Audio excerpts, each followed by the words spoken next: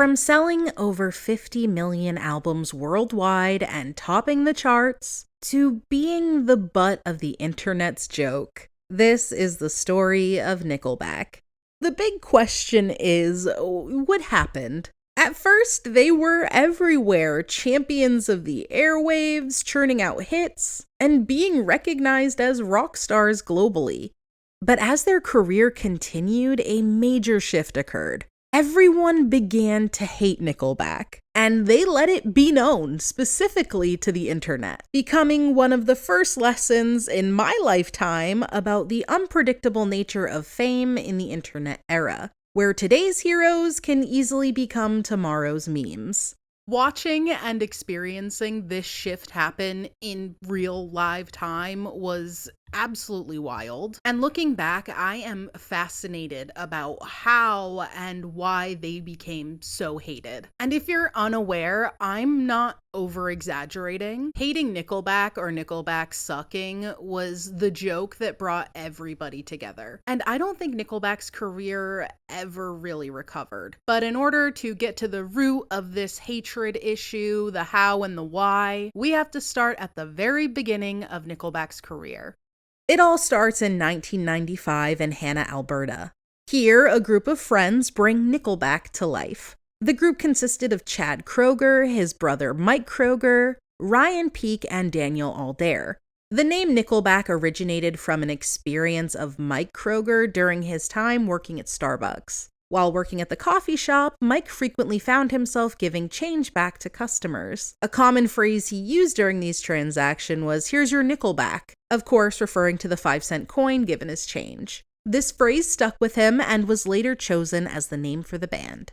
Their early work, including the 1996 EP, T-shirt, I think that's how you pronounce it, and their debut album Curb showcased a raw sound. These initial releases, along with an aggressive touring strategy, helped the band gain traction in Western Canada. The release of their second album, The State, under an independent label, saw the band's sound evolve, especially with the song Leader of Men, which began to garner wider attention.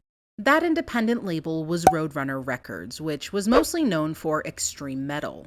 Despite Nickelback's heavier early sound, I suppose heavier by comparison, they didn't quite mesh with the label's vibe. From the beginning, the metal community, who were the primary listeners of the bands on this label, ridiculed Nickelback. By the year 2000, underground metal fans dubbed Nickelback, quote, "the band that ruined Roadrunner Records," unquote. A sentiment that persists among some who see their signing as the start of a decline in the label's quality. Despite this backlash, Nickelback's resilience and evolving sound helped them forge ahead. The real game changer for Nickelback arrives with their third album, Silver Side Up, in 2001. The album's lead single, How You Remind Me, achieved monumental success, topping charts globally and becoming one of the most played songs of the decade. Following the release of Silver Side Up, Nickelback continued to make waves with albums like The Long Road and All the Right Reasons. With unforgettable smash hits such as Photograph and Rockstar, the album went beyond just achieving commercial success. It became a cultural sensation, with over 8 million copies sold in the United States alone, while maintaining a strong presence on the music charts. During this golden era, Nickelback's ability to churn out hit after hit after hit was insane. Their music resonated with a pretty diverse audience. You could hear Rockstar blaring from your best friend's divorced dad's F-150, or How You Remind Me while you were strolling down the aisles of Kmart. Oh my god, Kmart. We lost a good one with Kmart, man. Remember Layaway? Do you remember Christmas Layaway? Am I totally giving my age away? Is that a thing anymore? I don't think it is. Anyways, Nickelback's achievements were not just solely in album sales. They were recognized with a slew of nominations and awards, from the Juno Awards in their home country to Grammy nods on the international stage. But as Nickelback entered the 2010s, their public perception began to undergo a significant shift. Despite their previous commercial success and widespread popularity in the 2000s, the band started to face the challenges of overexposure. Their constant presence in mainstream media, with frequent radio and TV plays, led to a saturation among listeners.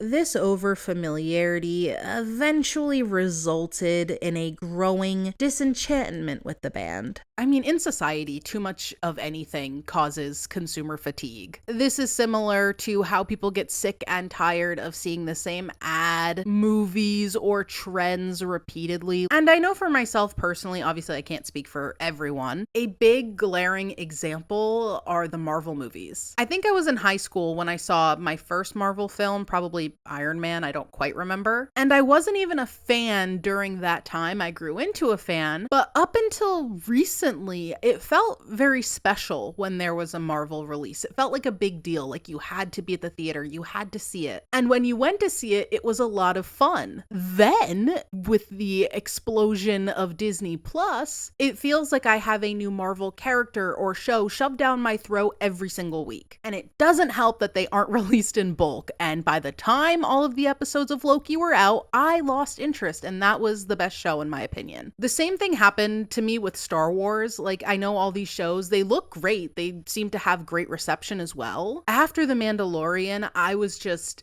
tapped out, done. I couldn't handle another weird space name or place or canon or another fucking lightsaber. I couldn't process any of it anymore. It was already difficult for me in the first place. I love the Star Wars movies, but I don't know how anyone can keep up with all of it. I respect you greatly, and I don't mean that sarcastically. It's a lot. My partner is someone who retains all of that Star Wars, Marvel, superhero, fantastical information. Every time we walk past the clearance section at Target and there's like a rando Funko Pop of a character I have never fucking seen or heard of, he's like, oh, that's so-and-so and from so-and-so and da-da-da-da. And I'm like, an extra, basically. How do you know their backstory? He's really great to have around for the end credits scene because I am just lost. I'm a noob. I only know what's given to me. So when like gold people show up running on treadmills 10 years ago, I don't know what the fuck that is, but he knew.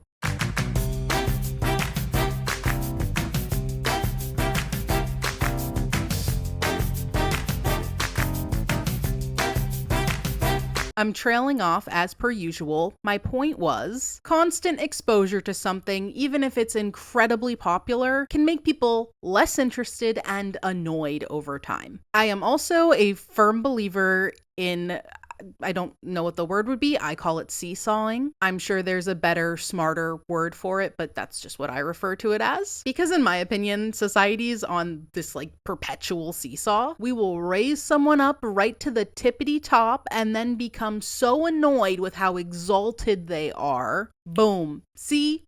To saw. Humans seem to have a very hard time with nuance and middle ground. Complaint number 3 being seen as a bunch of chads, pun intended. Obviously, we do not know these men, so perception/perceived is the key word/words here. And the perception of the band was that of your roofie-friendly neighborhood frat boy. Harsh, I know, but it's not like their lyrics did them any favors.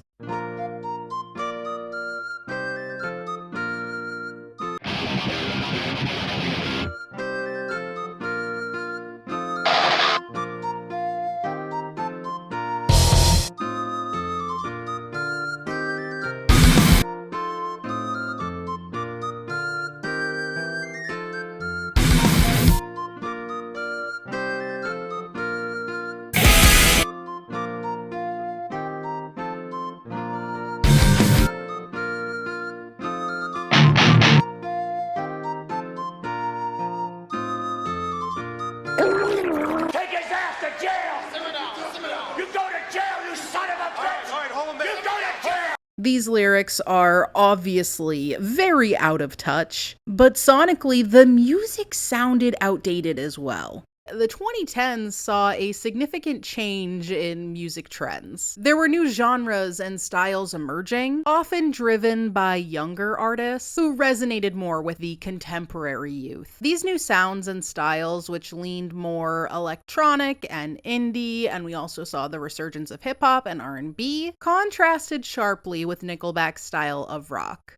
So what was happening outside of music that influenced these changes? Well, this was a time of big shifts in technology and media. Platforms like Facebook, Twitter, and YouTube became increasingly influential, where opinions, memes, and viral content could rapidly shift public perception. The shift in public opinion towards Nickelback was particularly pronounced in young adults and teens. This demographic, crucial in setting and following musical trends, began to show absolute utter disgust in the band. People expressed this with more ironic stances, and often expressed their views through humor and satire. During this period, there was a noticeable rise in cynicism and the use of irony in popular conversation. Nickelback, often the target of mockery, really fell just right into this trend in the most negative way possible for the band. I know when I first made a Tumblr in 2011, I believe, my dashboard was flooded with Nickelback memes. In retrospect, it's kind of funny because those memes are so corny and so outdated. In this new digital world, authenticity and originality were highly valued, and anything that seemed fake or overly commercial was quickly called out and mocked. This leads me to another complaint, and possibly the biggest gripe haters had/have was the commercialization of it all. At this time, there was a growing distrust of big corporations. The 2008 financial crisis had made people wary of large companies and their motives. This skepticism spread to the music industry, where bands that seemed too commercial, like Nickelback, were easy targets for criticism. People started to support indie artists and genres that felt more genuine and less focused on making money. Hipster culture also played a role. I had to dust that word off a shelf in my brain. This trend, if you are lucky enough to not remember, celebrated individuality and often rejected anything mainstream. For hipsters, Nickelback represented everything wrong with commercial music. Beyond music, there was a broader cultural shift towards valuing transparency and vulnerability. Reality TV and platforms like YouTube brought a new kind of celebrity into the spotlight, one that was more accessible and relatable. Nickelback, with their polished image and formulaic hits, seemed out of touch with this new era of openness and connection. Chad Kroeger has been pretty vocal about the criticism. He has openly acknowledged in various interviews the polarizing nature of the band among listeners. Kroeger and the band have also reflected on the nature of fame and the music industry in response to the backlash. They have discussed the challenges of maintaining artistic integrity and popularity, and the inevitable scrutiny that comes with success in the music world. But the acknowledgement didn't make things any better. In terms of success, Nickelback has maintained a loyal fan base, which have been a significant factor in their continued commercial achievements. They have consistently released albums that perform decently on the charts, with Here and Now and No Fixed Address being notable examples. Their tours have also continued to draw large audiences, indicating that their core supporters remain engaged and enthusiastic. I wanted to save this for last because, again, referring to the seesaw, we are seeing the same thing happen, but this time in favor of Nickelback and just dad rock in general. I'm noticing now that anything that was once deemed uncool in the 2010s, people are more so embracing. I believe we really had our panties in a bunch in the 2010s for one reason or another, but now we are moving into a new time, a new energy, a new looser fit of undergarments. We are dealing with a lot of serious, horrific shit just across the board, and I feel like the new way of coping is silliness. And adjacent to that, although it may not seem that way, maybe it is just for me, we are seeing a rise in dark humor, Hallelujah. All of this to cope with the collective shit time that we're having. I'm a big fan of embracing what has formerly been deemed corny because you know what? Fuck it. If it's fun and goofy and silly and makes you feel happy inside for even a second, it is worth it. Did I make all of this way too deep? Of course I did. Is it actually that deep? Probably not. But I am over analytical and I ask why until I am blue in the face, and I quite enjoy it most of the time. So there it is, my way too in-depth analysis of why everyone hates Nickelback. If you are ready to dip your toe back into the dad rock pond, their newest album from 2023 does sound